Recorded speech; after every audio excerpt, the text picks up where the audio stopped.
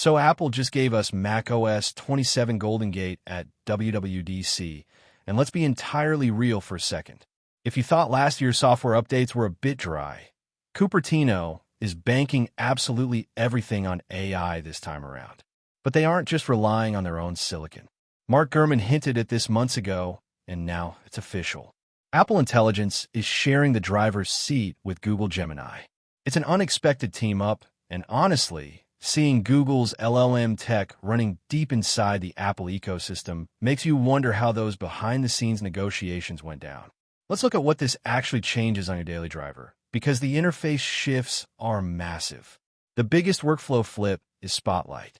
For most of us, hitting Command and Spacebar is pure muscle memory.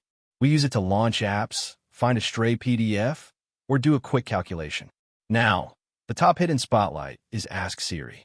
Instead of opening a browser window or launching a separate app, you type your query straight into the search bar, and the new Siri AI handles it right there.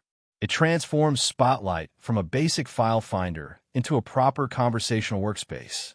Ming-Chi noted that Apple's focus on the M4 chip line was explicitly to handle these exact local LLM workloads without thermal throttling your machine, and you can feel that optimization here. It's fast. Then we have Edit with Siri, which is going to be a massive deal for anyone who types for a living. You can right-click text anywhere in the operating system, describe what you want in plain language, and Siri writes or rewrites it on the spot. If you get a massive email and you just don't have the energy to draft a long response, you can tell Siri to politely decline the offer. It scans the context, matches your writing style, adapts to your typical punctuation, and creates a draft that doesn't actually sound like an AI wrote it. DG Times reported that Apple heavily tested this context-matching engine across multiple languages using localized datasets, and the integration inside Mail and Messages feels remarkably native. But if you want a dedicated space for longer workflows, Apple is finally introducing a standalone Siri app. It looks and feels a lot like ChatGPT or Claude, with a persistent sidebar where you can pin active projects and spin up new conversations. The best part is the seamless continuity. You can start a research thread on your Mac, close the lid, walk away, and pick up right where you left off on your iPhone or iPad. Everything syncs instantly through iCloud. It makes you realize that Apple isn't trying to build a quirky assistant anymore. They're trying to build an omnipresent operating system companion. There's also a new visual intelligence layer built directly into the desktop environment, and on the Mac, it lives inside your screenshots. If you trigger the new Shift Command 6 shortcut, you can grab a quick snapshot of anything on your display and feed it directly to the system. If you spot an image of a dish or a complex recipe but don't want to read a massive wall of text, you just snap it. Siri instantly breaks down the nutritional data, summarizes the instructions, or searches the web for matching elements.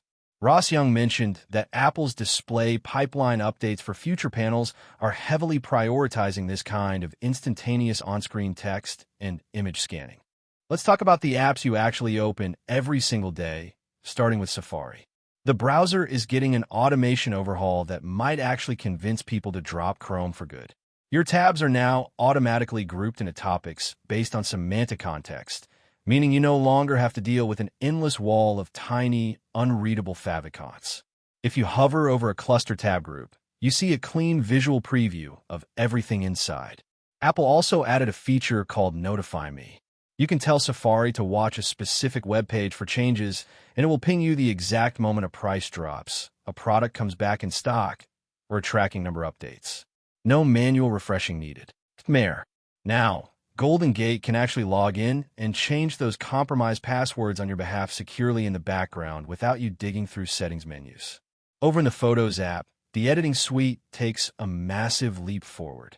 They've added spatial reframing, which mimics physical camera movement around your subject after the photo has already been shot.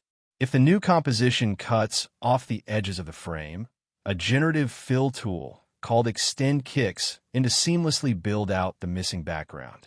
The cleanup tool has also been heavily upgraded.